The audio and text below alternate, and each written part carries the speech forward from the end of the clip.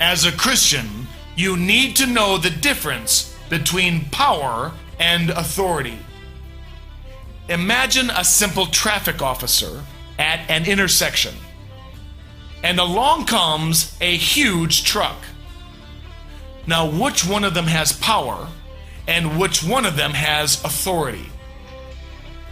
The truck has power, but the traffic officer has authority.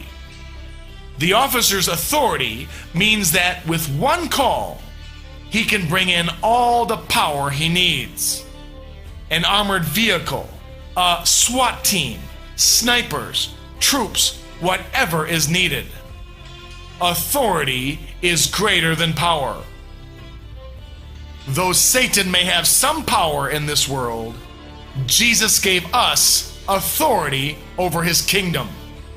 As it says in Luke 10:19, I have given you authority to trample on snakes and scorpions, and to overcome all the power of the enemy. Nothing will harm you. So never forget, Christians have authority in the spiritual realm.